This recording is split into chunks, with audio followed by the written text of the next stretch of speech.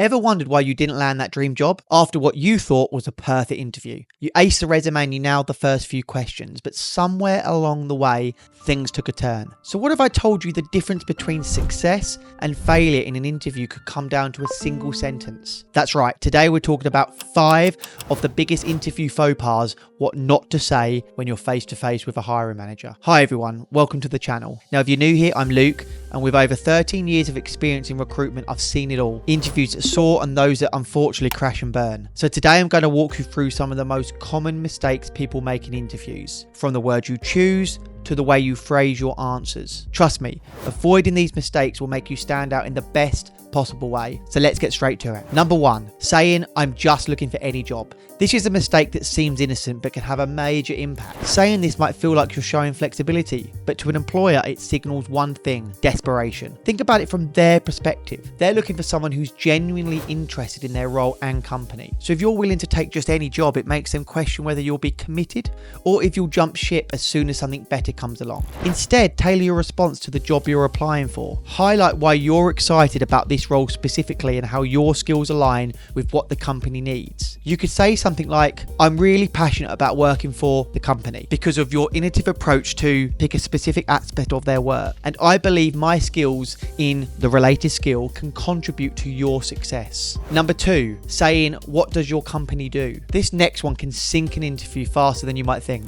Imagine sitting across from a hiring manager who's given you their time, only to realize you didn't even bother to do any research. It comes across as unprofessional, and it tells them you're either lazy or not really interested in this job. Trust me, this one is a major red flag. So how do you avoid this? Well, it's simple. Research the company before the interview. Understand their main products or services, their mission, their values, and what sets them apart from their competitors. You don't need to be an expert, but showing that you've taken the time to learn about them will go a long way. Instead of asking what they do, you could say something like, I've noticed your company focuses on X, and I'm particularly excited about the work you're doing in pick a specific project or innovation. This shows you've done your homework and that you're interested in what they're doing. Moving on to number 3, my last boss was a nightmare. This is a tough one. I get it, not every work experience is positive, and maybe your last job wasn't the best, but never, and I mean never, badmouth a previous employer during an interview. And here's why. The moment you speak negatively about your past employer, the interviewer starts to wonder if you'll do the same about their company if things don't go well. It raises major concerns about your professionalism and attitude, and no one wants to hire someone who brings negativity into the workplace. So instead, if you did have a bad experience at your last job, frame it in a way that focuses on the future. You could say something like, I'm looking for an environment where I can grow and contribute to a positive culture, and I believe your company aligns with that. This way you avoid the negativity and keep the focus on what you're seeking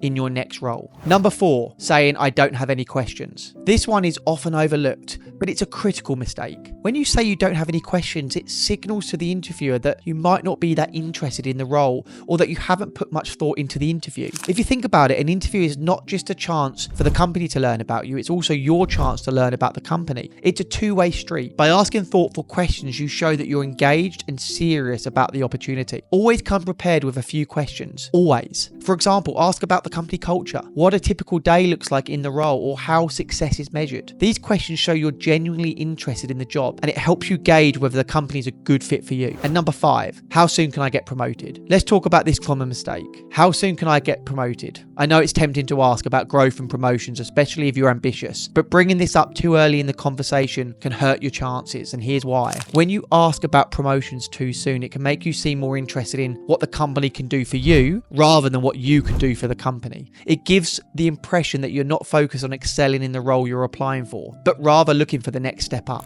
Instead of asking directly about promotions, frame it differently. Focus on how you can succeed in the current role and let the conversation about growth come naturally. A good alternative would be to ask, what does success in this role look like over the first 6 to 12 months? This is perfect because it shows you're focused on excelling and willing to put the work in. So there you have it, 5 key things you should never say in an interview. These seemingly small mistakes can have a big impact, but now that you know how to avoid them, you're one step closer to acing your next interview. If you found this video helpful, I'd really appreciate it if you give it a thumbs up, and don't forget to subscribe for more career tips and advice. Drop a comment below if you've ever made one of these mistakes. I'd love to hear your stories and how you've bounced back.